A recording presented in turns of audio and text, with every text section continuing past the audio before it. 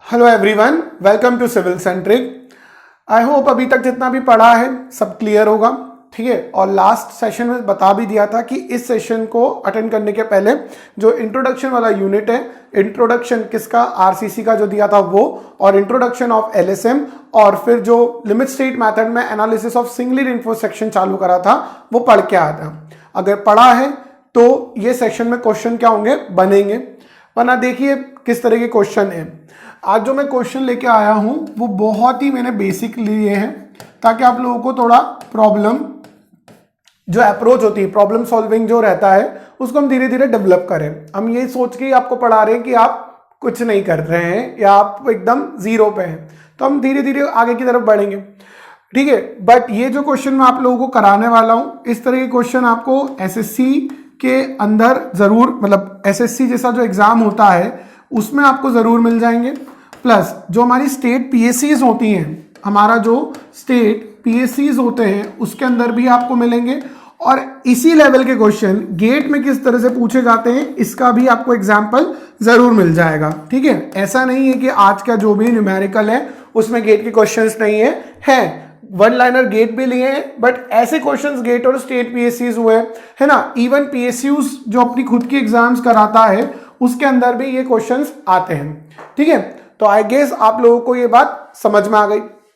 अब सभी स्टूडेंट्स ये चीज ध्यान देके सुन लीजिए कि अभी तो आपको ये सेशन क्या है, यूट्यूब पे मिल रहे हैं इन फॉर्म ऑफ डेमो, कि आपको मैं जम रहा हूं या नहीं जम रहा हूं, ठीक है। आपको मुझसे पढ़ के समझ में आ रहा है या नहीं आ रहा है, ठीक है। तो ये सिर्फ इसीलिए आप लोगों को डेमो वीडियोस मिल रहे हैं। बट अगर आपको आरसीसी मुझसे पढ़ के अच्छा लग रहा है और आप पूरा कंप्लीट करना चाहते हैं गेट के लिए, तो आप क्या करेंगे, सिविल सेंट्रिक ऐप को डाउनलोड कीजिए, जहां पर आपको ये सब्जेक्ट फुल है ना, फुल सिलेबस आपको इस सब्जेक्ट का इन्हीं वीडियो लेक्चर्स के फॉर्म में मिल जाएगा एक अफोर्डेबल प्राइस पे। तो किस एप्लीकेशन पे, सिविल सेंट्रिक ऐप पे। ओके स्टूडेंट्स, तो अब करते हैं हमारा क्लास आज का सेशन स्टार्ट। देखते हैं पहला question, the shape of idealised stress strain curve for concrete as per prescribed by IS 456-2000 is. क्या पूछा है उसने, ध्यान रखिएगा कि यहां पर एक वर्ड का इस्तेमाल किया गया है, that is the idealized. Okay, stress strain curve obvious सी बात है कंक्रीट का पूछा है, बट आइडियलाइज्ड पूछा है। और दूसरी बात बोली है एज पर IS 456, तो एज पर IS 456 हमारा रेक्टेंगुलर पैराबोलिक या फिर नन ऑफ दिस, ठीक है। तो आंसर में लगा रहा हूं, यहां पर आंसर में लगा रहा हूं option number C. Option number C में यहां पर क्या कर रहा हूं, आंसर लगा रहा हूं, ठीक है। ये बात समझ में आई। अब मैंने ऑप्शन नंबर सी क्या सोच के लगाया होगा, ऑप्शन नंबर सी मैंने क्या सोच के लगाया होगा। एक तो ये बात कि मुझे पता है, सबसे पहली बात तो कि मुझे ये बात पता है कि ऑप्शन नंबर सी ही क्या है, करेक्ट है। बाकी आप लोग थोड़ा इस चीज को ध्यान रखेंगे तो आपको याद आएगा कि आपने हमको बताया था, मैंने आप लोगों को ये चीज बहुत अच्छे से समझाई है कि कंक्रीट का जो डायग्राम होगा वो कैसा बनेगा, ऐसे। ये देखिए कंक्रीट का जो डायग्राम होगा वो किस तरह से बनेगा, ये बना यहां से इस तरह से पैराबोलिक, ओके। और पैराबोलिक के बाद यहां से ये हो जाएगा रेक्टेंगुलर, ठीक है। अब ये जो हमारा स्ट्रेन होता था, ये होता था 0.002, 0.002 पर ही मेरा जो कंक्रीट होता है वो मैक्सिमम क्या करता है, स्ट्रेन, मैक्सिमम स्ट्रेस या फिर मैक्सिमम स्ट्रेंथ क्या करता है, गेन करता है। और जो मेरा कंक्रीट का अल्टीमेट फेलियर होता है वो किस स्ट्रेन पे माना जाता है, 0.0035 पे, ठीक है। और ये जो शेप है इसे क्या बोला जाता है, रेक्टेंगुलर पैराबोलिक। ये चीज मैं आप लोगों को समझा चुका हूं, ठीक है। यस, याद आया जब पहला जब अजम्पशंस पढ़ाया था limit state of collapse flexure के, जब ये चीज समझा दी थी। Yes, clear. आगे बढ़ते हैं यहां से, नेक्स्ट क्वेश्चन देखें, ठीक है। आई होप ये स्पीड बिल्कुल सही है क्वेश्चंस को कराने की, पढ़ दिया, ऑप्शन बता दिया और सॉल्यूशन भी समझा दिया कि कहां से बताया। ये जो शेप है इसको रेक्टेंगुलर बोलते हैं, ये पैराबोलिक, ये रेक्टेंगुलर, तो क्या बना, रेक्टेंगुलर पैराबोलिक। आगे बढ़े, चलिए next, the characteristic strength of the concrete is defined as that strength below which not more than of the test results are expected to fall. किसकी बात कर रहे हैं यहां पर? Characteristic compressive strength of concrete. Actually में यहां पर उसे लिखना तो characteristic compressive strength of cube है, बट ये बात यहां पर क्या करता है? एफसीके की बात कर रहा है। किसकी बात कर रहा है ये?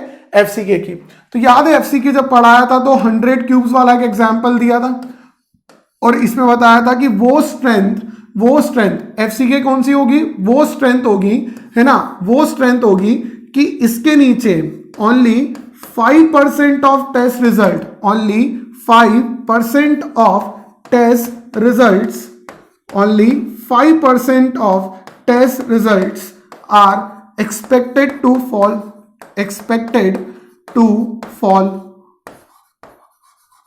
तो क्या लिखेंगे यहां पर? 5% आ जाएगा। 5% है क्या ऑप्शन में? Option number B, option number B. बहुत ही आसान सा सवाल था। ठीक है, आप समझ रहे हो?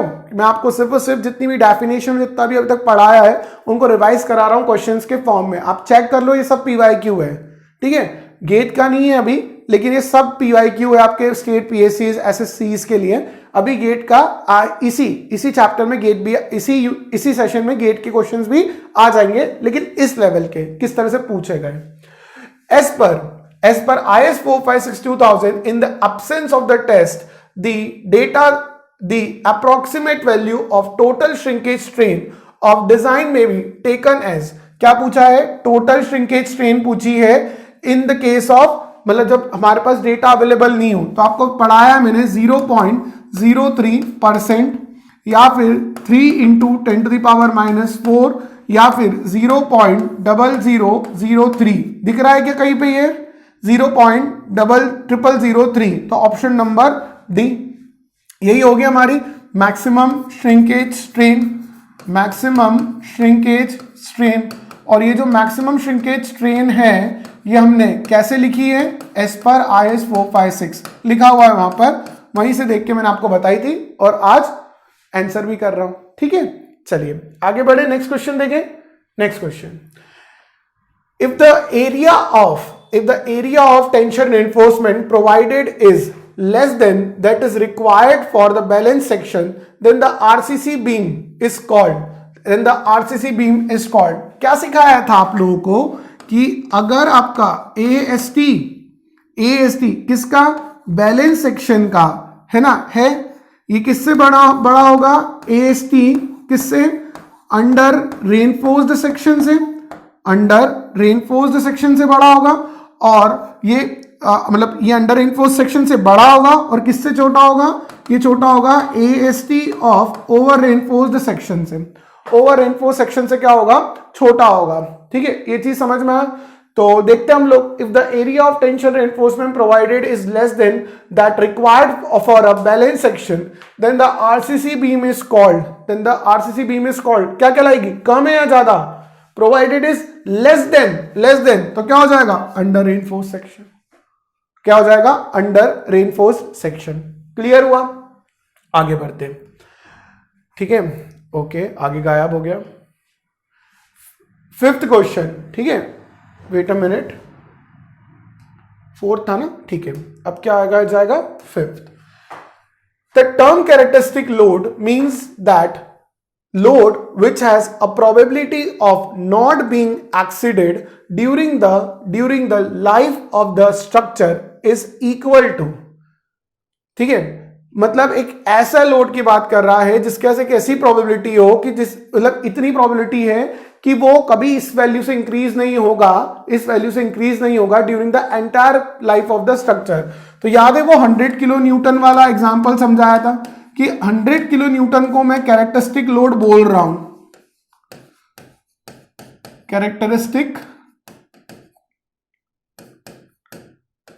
कैरेक्टरिस्टिक लोड बोल रहा हूं। किसको? 100 किलो न्यूटन को कैरेक्टरिस्टिक लोड बोल रहा हूं, 100 किलो न्यूटन को। ठीक है, तो ये 100 किलो न्यूटन कैरेक्टरिस्टिक लोड होगा। कब होगा कैरेक्टरिस्टिक लोड? जब इस लोड के पास 95% क्या होगी? प्रोबेबिलिटी होगी, जब ये क्या होगा? इंक्रीज नहीं होगा during the entire design period of the structure. Clear? तो 95% इज द करेक्ट आंसर। आगे बढ़ते हैं। in a singly reinforced beam if the permissible strain in the concrete reaches earlier, है ना, earlier ये वर्ड इंपॉर्टेंट है, मतलब कंक्रीट पहले फेल हो रहा है, then the permissible strain in the steel of the beam section is called, पहले कौन फेल हो गया भैया, कंक्रीट फेल हो गया, बाद में स्टील फेल हो रहा, तो कंक्रीट फेल हो गया मतलब ओवर रेनफोर्स्ड सेक्शन हो जाएगा, कैसा हो जाएगा, ओवर रेनफोर्स्ड सेक्शन हो जाएगा। बात समझ में आई, ठीक है, बहुत ही आसान सा सवाल था, इसलिए एक्सप्लेन भी नहीं कर रहा हूं, ठीक है, देख लो भैया, बता देता हूं, वरना वैसे तो समझ में आ ही गया होगा कि ओवर रेनफोर्स सेक्शन की बात कर रहे हैं, कंक्रीट पहले फेल होगा, स्टील बाद में, तो कंक्रीट पहले फेल हो रहा है तो 0.0035 पहुंच गया, और यहां पर स्ट्रेन का वैल्यू जो होगा वो लेस देन 0.87 Fy अपॉन में ES, है ना, 0.87 Fy ES प्लस 0.002, यहां पर ये XU होगा, और इस XU की खासियत क्या होगी, ये बड़ा होगा XU लिम से, ठीक है, ये पता है अपन लोगों को, बना दिया यहां पर। नेक्स्ट देखते हैं, the characteristic strength of the concrete in the actual structure is taken as, the characteristic strength of concrete in the actual structure is taken as 0.67 FCK। क्यों, अभी देखिए बात करी थी, है ना, बात करी थी कि जो FCK होता है ये क्या होता है हमारा, ये क्या होता है हमारा कैरेक्टरिस्टिक, 2 मिनट रुकिए, ये क्या होता है हमारा कैरेक्टरिस्टिक स्ट्रेंथ ऑफ क्यूब होता है, इससे बनता है हमारा 0.67 FCK, है ना, जो कि क्या होता है हमारे पास, जो कि हमारे पास क्या होता है, वही होता है हमारे पास characteristic strength of concrete, characteristic strength of concrete होता है, ये बात समझ में आया, दैट्स व्हाई 0.67 FCK। कहां से आता है 0.67 FCK, जब मैं FCK को 1.5 से डिवाइड करता हूं, ये बात समझ में आया। क्यों लेते हैं 1.5, in order to account for the variation in shape and size of the member and the variation in the position of the loading, ठीक है, ठीक है, क्लियर।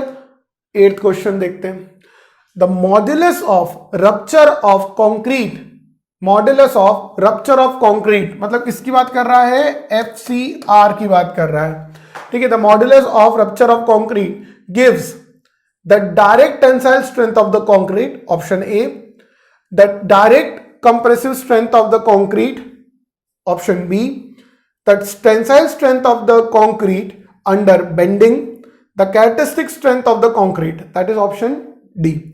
तो characteristic strength of the concrete देता ही नहीं है क्योंकि ये तो FCK होती है ना।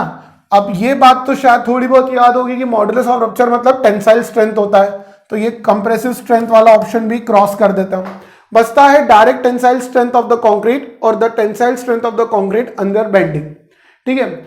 अब जिन्हें याद होगा उन्होंने लगा दिया होगा कि ऑप्शन नंबर सी ही करेक्ट है, बहुत अच्छी बात है, लेकिन ऑप्शन नंबर ए क्यों नहीं है, क्योंकि हम लोगों को पता है कि कंक्रीट जो है स्टूडेंट्स, कंक्रीट जो है वो कैसा है, एक ब्रिटल मटेरियल है। एक ब्रिटल मटेरियल किस में क्या होता है, उसके अंदर जब हम टेंशन लगाएंगे डायरेक्ट तो वो क्या होगा, सडन फेल हो जाएगा, है ना, सडन फेल हो जाएगा। तो जब हमने डायरेक्ट टेंशन टेस्ट किया था कंक्रीट पे, तो जो डेटा हमको किसने, कंक्रीट ने दिया था, जो डेटा हमको उस टेस्ट ने दिया था वो रिलायबल नहीं था, है ना, मतलब हम उस पर भरोसा नहीं कर सकते, तो हमने उसे क्या कर दिया था, खारिज कर दिया था भैया, उसे एक्सेप्ट ही नहीं करा था, है ना।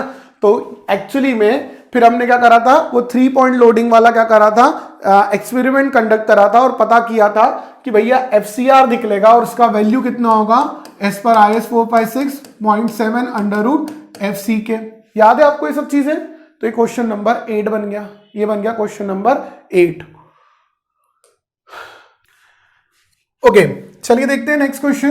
तो नेक्स्ट क्वेश्चन क्या है हमारा, the value of ultimate creep coefficient for concrete increases with age of loading, decreases with age of loading, remains constant, is taken as 0.0003। तो ये तो नहीं होगा, है ना, ये तो नहीं होगा क्योंकि ये तो श्रिंकेज स्ट्रेन की वैल्यू अभी कुछ देर पहले ही देखा, है ना।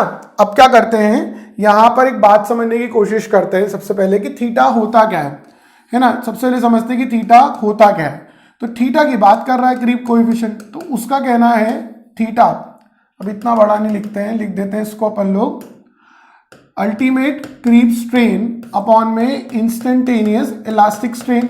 यही लिखा था हम लोगों ने, ठीक है, यही लिखा था। अब क्या लिखा था हमने, age of concrete, age of concrete at the time of loading, at the time of loading, मतलब कितने दिनों बाद लोडिंग लगी कंक्रीट पे, उस पर डिपेंड करता है थीटा, उस पर डिपेंड करता है थीटा। यहां पर हमने देखा 7/28 और यहां पर देखा हमने 1 साल। यहां जो वैल्यू आएगी वो आएगी हमारे पास 2.2, 1.6, 1.1 है ना, 1.1 ये आएगा। Age of concrete at the time of loading equals to theta, 7/28 1 साल, 2.2, 1.6, 1.1। मतलब आपको यहां पर दिख रही है बात, आपको यहां पर दिख रही है कि आप जितने कम समय पे लोड लगाओगे उतना ज्यादा क्रीप कोएफिशिएंट होगा। जैसे जैसे एज ऑफ लोडिंग बढ़ रही है, क्रीप कोएफिशिएंट क्या हो रहा है, डिक्रीज हो रहा है। क्रीप कोएफिशिएंट क्या हो रहा है, डिक्रीज हो रहा है, क्योंकि आप 28 दिन बाद लोड लगाओगे तो ये 1.6 हो रहा है, 1 साल बाद लोड लगाओगे तो 1.1 हो रहा है। तो कहने का मतलब क्या लिख सकते हो, the value of ultimate creep coefficient of concrete decreases with the age of loading, मतलब जितने समय बाद लोड लगाओगे उतना क्रीप कोएफिशिएंट कम होगा और उतनी अच्छी बात है, क्योंकि क्रीप कोएफिशिएंट का ज्यादा होना, क्रीप कोएफिशिएंट का ज्यादा होना किस बात का अंदेशा है, क्रीप कोएफिशिएंट ज्यादा तो अल्टीमेट क्रीप स्ट्रेन ज्यादा, अल्टीमेट क्रीप स्ट्रेन ज्यादा मतलब वक्त के साथ जो हमारा क्या होगा, डिफॉर्मेशन होगा वो ज्यादा हो जाएगा, जो कि बुरी बात है। यस और नो, बुरी बात है ना, क्लियर। देखिए नेक्स्ट क्वेश्चन नंबर 10th देखिए क्या है क्वेश्चन नंबर 10th है ना। For the reinforce concrete members totally immersed in sea water the additional cover thickness recommended by the code. मैंने आपको एक टेबल नंबर 3 बताई थी और कहा था इसको पढ़ना है ना, और यहां पर बताई भी है, मतलब ऑन स्क्रीन भी समझाया। तो ये काय में इमर्स्ड है, it is immersed in sea water. तो अगर कोई मेरा आरसीसी का सेक्शन सी वाटर में इमर्स्ड है, मतलब कि उसकी एक्सपोजर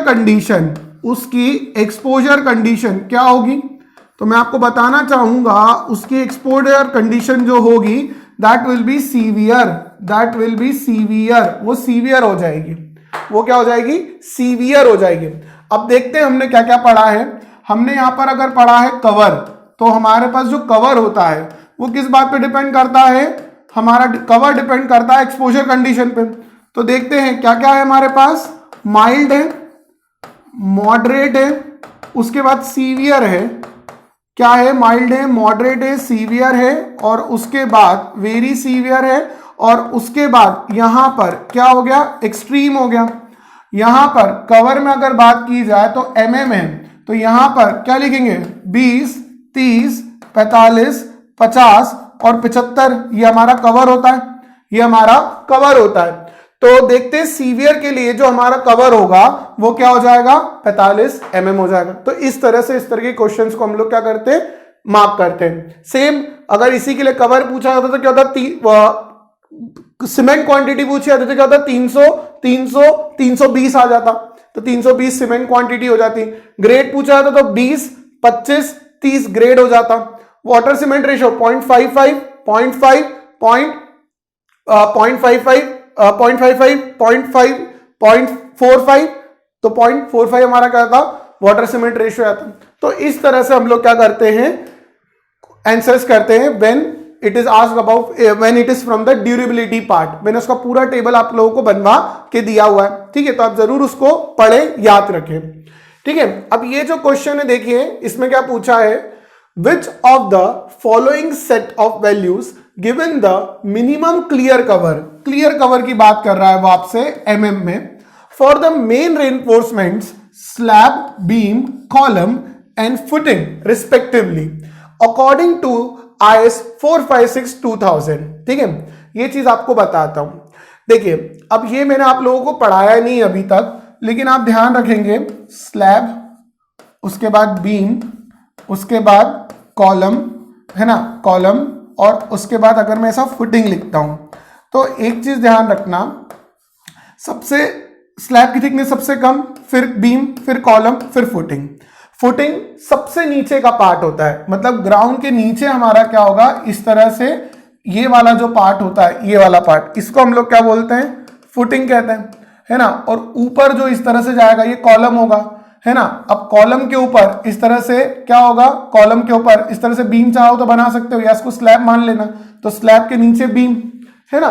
तो जो स्लैब का थिकनेस होता है वो सबसे कम होता है एज कंपेयर टू बीम, तो उसका कवर भी सबसे कम होगा, ये चीज ध्यान रखना। अगर मैं आपको क्लियरली बता देता हूं, ये थोड़ा सा याद करने का है, कॉलम और फुटिंग के मैं आपको कवर बता देता हूं, ये 40 और 50 फिक्स है। उसी तरह से आपको आंसर जो मिलेगा 40 और 50 के हिसाब से वो ऑप्शन ए ही मिल रहा है। स्लैब का 20 रख लेना, बीम का 25 कर लेना, ठीक है। एज पर IS 456 ये वैल्यूज mm में रिकमेंडेड है फॉर दिस पर्टिकुलर मेंबर्स। ये क्वेश्चन गेट में नहीं आएगा, कोई चांस नहीं है, ठीक है, बट आप लोगों को दूसरे एग्जाम्स में ये मिल सकता है, आप याद रखिएगा, ठीक है। गेट के क्वेश्चन आएंगे, चिंता मत करो। The modulus of rupture of concrete in terms of its characteristic cube compressive strength FCK in MPa। पहली बात तो आप ये सीख लीजिए कि जो मेगा पास्कल लिखा हुआ है यहाँ पर, MPa stands for mega pascal, तो 1 mega pascal stands for 1 Newton पर mm स्क्वायर। ये ध्यान रखेंगे, ये बहुत काम आएगा आपके लिए, ये आपके लिए बहुत काम आएगा। तो मॉडुलस ऑफ रप्चर की बात करी जा रही है, मतलब FCR की बात करी जा रही है। किसकी बात की जा रही है, FCR की बात की जा रही है। तो ध्यान रखेंगे कि जो हमारा FCR होगा that is nothing but 0.7 under root FCK, nothing but 0.7 under root FCK, तो 0.7 under root FCK, option number D होगा 12th का। आगे बढ़ते हैं यहां से 13th, a reinforced concrete structure has to be constructed along sea coast। कहां बनाना जा रहा है, sea coast। The minimum grade of concrete to be used as per IS 456-2000 is, इसका आंसर होगा M30, है ना। अगर आपको RCC कंस्ट्रक्शन करना होता नॉर्मल एनवायरनमेंट में, है ना, नॉर्मल एनवायरनमेंट में M20। अगर यही RCC आपको कहां पर करना है, सी कोस्ट के आसपास या कोस्टल एरिया में, है ना, इमर्ज नहीं है, सिर्फ आसपास बना रहे हो, तो M30 मिनिमम होता। उसी तरह से अगर आप वाटर रिटेनिंग स्ट्रक्चर बना रहे होते हैं, क्या बना रहे होते हैं, वाटर रिटेनिंग स्ट्रक्चर, जैसे कि मान लीजिए अपना टैंक, वाटर टैंक बना रहे होते हैं, तो वो भी मिनिमम कितना होता आपके पास, M30 ही होता, ठीक है। मिनिमम कितना होता, M30 ही होता। तो इस तरह से आपको ये चीजें याद रखना पड़ेगा। नेक्स्ट क्वेश्चन देखते हैं। अब देखिए गेट 2017 का क्वेश्चन है, ये शिफ्ट 1 का 1 मार्क का क्वेश्चन है। अब देखिए क्या क्वेश्चन है, according to IS 456-2000 which one of the following statements about the depth of neutral axis XU bell for a balanced reinforced section is correct। XU bell मतलब कि बैलेंस सेक्शन का, XU bell यहां पर जो लिखा हुआ है वो क्या लिखा हुआ है, XU bell that is the neutral axis, depth of neutral axis for the balance section, that is depth of neutral axis for the balance section। XU bell depends on the grade of concrete only। तो क्या balance section पे depend करता है, balance section वाला जो depth होता है वो कंक्रीट पे डिपेंड करता है, नहीं। XU bell depends upon the grade of steel only, ये करेक्ट है। XU bell depends upon the both grade of concrete and grade of steel, नहीं। XU bell does not depend upon the grade of concrete and grade of steel, गलत बात। तो option क्या होगा, B. अब जैसा कि आप समझ रहे होंगे कि सर आपको जब ऑप्शन बी करेक्ट मिल गया था तो आप आगे क्यों गए, तो मैंने आपको ये चीज सिखाई है, कि जो XU lim होता है या XU bell बाय डी का जो रेशियो होता है वो ग्रेड ऑफ कंक्रीट पे डिपेंड करता है ना, सॉरी ग्रेड ऑफ स्टील पे। ए भैया ग्रेड ऑफ कंक्रीट गलती से निकल गया, ग्रेड ऑफ स्टील सही है ना। तो ग्रेड ऑफ स्टील पे डिपेंड करता है, तो मैं यही देख रहा था कि कहीं ऑप्शन पे क्या ये मतलब ये वाली बात लिखी है क्या कि जो मेरा एक्स बेल होता है वो मेरा एफ वाई और डी पे डिपेंड करता है। अगर कहीं ये लिखा होता तो मैं उस ऑप्शन को करेक्ट करता, है ना कि सिर्फ और सिर्फ ग्रेड ऑफ स्टील ऑनली को। बट इफेक्टिव डेप्थ वाली बात लिखी नहीं है तो मैं उसे लिख भी नहीं रहा हूं। ठीक है, आगे बढ़े। चलिए, the plane section remains plane, assumption in the bending theory implies, पढ़ाया मैंने आप लोगों को, प्लेन सेक्शन रिमेन प्लेन, इसका मतलब क्या होगा, स्ट्रेन प्रोफाइल इज लीनियर, है ना, स्ट्रेन प्रोफाइल इज लीनियर। ये जो हम हर बार ये कर देते हैं ना आपके लिए, आप बोलते हो हम ये सेक्शन बनाया, ठीक है, सेक्शन बनाने के बाद इसका न्यूट्रल एक्सिस बनाया, है ना, न्यूट्रल एक्सिस के बाद क्या बनाया, यहाँ पर ये इस तरह से एक लाइन खींची, और लाइन खींचने के बाद यहाँ पर ऐसे लाके ये स्ट्रेन प्रोफाइल को ऐसे लीनियर कर दिया, सॉरी किसको बोला मैंने, स्ट्रेन प्रोफाइल को मैंने लीनियर कर दिया इस क्रॉस सेक्शन के लिए। तो ये कैसे बोलते हैं, plane section will remain plane after bending, assumption के कारण ही हम ऐसा कर पाते हैं। ठीक है, समझ में आया। इससे एक और चीज पता चलती है कि सबसे पहले फेलियर कहां होगा, फर्स्ट फेलियर कहां होगा, एट दी एक्सट्रीम फाइबर, कहां पर, extreme fibre from neutral axis, जितना मेरा फाइबर न्यूट्रल एक्सिस से दूर रहेगा उसके फेल होने के चांसेस उतने ज्यादा रहेंगे, क्योंकि जितना दूर उतना ज्यादा वैल्यू स्ट्रेन का और फेलियर उतनी जल्दी होगा। आगे बढ़े यहां से, question number 16, the flexural strength of M30 concrete as IS 456-2000 is, gate 2005 में पूछा गया था, ये गेट 2005 में पूछा गया था। देखते हैं हम लोग यहां पर फ्लेक्सुरल स्ट्रेंथ अगर पूछ रहे हैं, इसका मतलब ये FCR ही पूछ रहे हैं, है ना, कंक्रीट का फ्लेक्सुरल स्ट्रेंथ पूछ रहे हैं, मतलब कि FCR पूछ रहे हैं। और FCR आप कैलकुलेट करते हो 0.7 अंडर रूट FCK से, 0.7 अंडर रूट FCK से। तो करिए यहां पर 0.7 अंडर रूट FCK, तो यहां पर आप जैसे 30 लिखोगे, है ना, अंडर रूट में क्या आ जाएगा 30, क्योंकि M30 के लिए FCK का वैल्यू 30 होगा, ये तो पता होगा। तो 0.7 अंडर रूट FCK करोगे तो आपको करेक्ट आंसर मिलेगा 3.83 MPa मतलब न्यूटन पर mm स्क्वायर। तो ये आंसर हो गया ए। ठीक है, ऑप्शन नंबर ए क्या हो गया हमारा, करेक्ट हो गया। चलिए अब यहां से क्या करते हैं, नेक्स्ट क्वेश्चन की ओर बढ़ते हैं। क्वेश्चन नंबर 17, अब देखो गेट 2014 में, जिन स्टूडेंट को लग रहा होगा कि 2005 में पूछा था, आप बोल रहे हो बार बार 14 में भी पूछा है भाई, है ना, माना 8 साल पहले की बात है, लेकिन ये रिपीट हो रहा है। 9 साल पहले था इसके लिए, अब ये 9 साल 2005 में देखा, फिर 9 साल बाद वापस आया, अभी 9वां साल है 2023, ध्यान रखना। ठीक है, तो क्या देखा अपन लोगों ने, M25 ग्रेड के लिए फ्लेक्सुरल टेंसाइल स्ट्रेंथ पूछ रहा है, तो वापस से वही चीज क्या हो जाएगा, FCR कितना हो जाएगा 0.7 under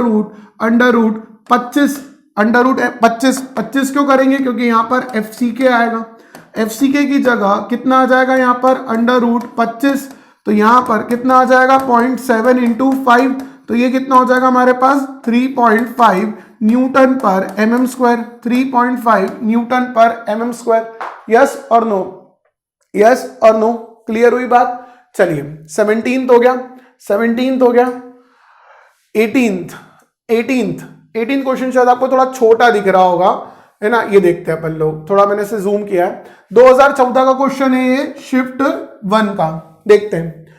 the modulus of elasticity E equals to 5000 under root FCK, क्या दिया हुआ है, E equals to 5000 under root FCK, where FCK is the characteristic compressive strength of the concrete, where the FCK क्या है, characteristic compressive strength of the concrete specified in IS 456-2000 is based on, ये पूछ रहे कि E कौन सा है ना, E कौन सा है। तो हमने कितने पढ़े थे, initial tangent modulus, second tangent modulus और टेंजेंट मॉडुलस। तो क्या नाम दिख रहे हैं, tangent modulus, initial tangent modulus, second modulus और कॉर्ड मॉडुलस। तो टेंजेंट मॉडुलस का तो कोई यूज ही नहीं था, मैंने आपको बताया था। कॉर्ड मॉडुलस कुछ होता ही नहीं है।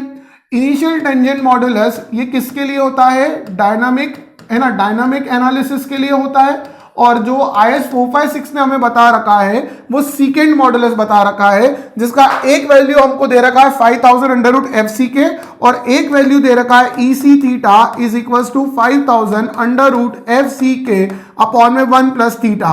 ये शॉर्ट टर्म है और नीचे वाला लॉन्ग टर्म है। ये क्वेश्चन भी आया SSC में कि कौन सा शॉर्ट टर्म और कौन सा लॉन्ग टर्म, सिर्फ बता रहा हूं। तो आपको ये समझ में आ रहा है अभी तक का पर्पस मेरा क्या चल रहा है, ताकि आप लोगों को अभी तक जितना पढ़ाया है उसे याद रखना है, ये भी क्लियर हो जाए, किस तरह से पूछा जा सकता है ये भी क्लियर हो जाए। ठीक है, इन पे कंसेप्चुअल क्वेश्चंस भी बन सकते हैं। ठीक है, ये ध्यान रखिएगा और वो गेट में आने के चांसेस भी रहेंगे। ओके, क्वेश्चन नंबर 18 कंप्लीट करा, 19 की ओर बढ़ते हैं। क्यों भैया 18 पे मैंने सही तो टिक करा ना, सीकेंट मॉडुलस। क्या लिखा अपन ने? Secant modulus. ठीक है, तो सीकेंट मॉडुलस मतलब हम कौन से वाले की बात कर रहे थे, मैं एक बार रिवाइज भी करा दूं आपको। ये इस तरह से हमारा जो डायग्राम था और ये जाके जो ये बना, तो यहां पर एक ऐसा पॉइंट था जो इस अल्टीमेट स्ट्रेंथ का 1/3 रिप्रेजेंट कर रहा था।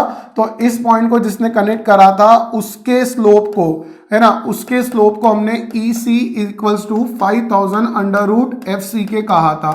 और ये जो ये होता है इसे हमने क्या कहा था? सीकेंट मॉडुलस भी कहा था। क्या कहा था? सीकेंट मॉडुलस भी कहा था। क्लियर हो गई बात? चलिए स्टूडेंट आगे बढ़ते हैं।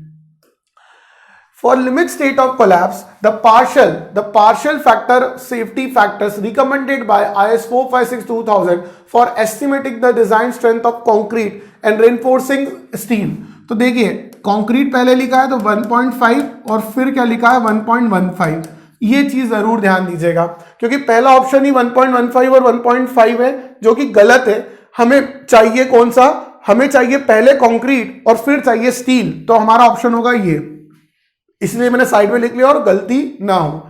बहुत सारे स्टूडेंट्स ने ऐसा किया होगा कि 1.15 और 1.5 पे क्लिक किया होगा या उस पर मार्क किया होगा। ऑप्शन क्या है? 1.5 1.15, क्योंकि पहले कंक्रीट है और फिर स्टील है। समझ में आ गई बात? समझ में आ गई? चलिए आगे बढ़े। Question number 28। As per IS 456-2000 in the limit state design of flexure member, the strain in reinforcing bars under tension at the limit state should not be less than failure के समय स्टील के अंदर जो strain होगी it should not be less than Fy upon में 1.15, Fy upon में 1.15। ठीक है, एक तो ये हो गया। तो अपन अब 2 मिनट रुकिए, मैं आपको इसे किस तरह से समझाना चाहता हूं। Wait, give me some time, है ना। मैं कैसे समझाना चाहता हूं, मैं आपको लिखना चाहता हूं 0.87 Fy अपॉन में ES प्लस 0.002। तो 0.87 Fy कितना हो जाएगा? इसे लिखा जाता है 1.15, है ना। और यहां आ जाएगा हमारे पास ES और यहां पर आ जाएगा 0.002, है ना। तो फेलियर स्ट्रेन इन स्टील इससे कम नहीं होना चाहिए, इससे कम नहीं होना चाहिए। तो कहां दिख रहा है ये? ऑप्शन नंबर डी पर, ऑप्शन नंबर डी पर ये हमें दिख रहा है। ये क्लियर हुआ आप लोगों को? ये वाला पार्ट क्लियर हुआ? ठीक है, तो आगे बढ़ते हैं नेक्स्ट क्वेश्चन की ओर। ओके।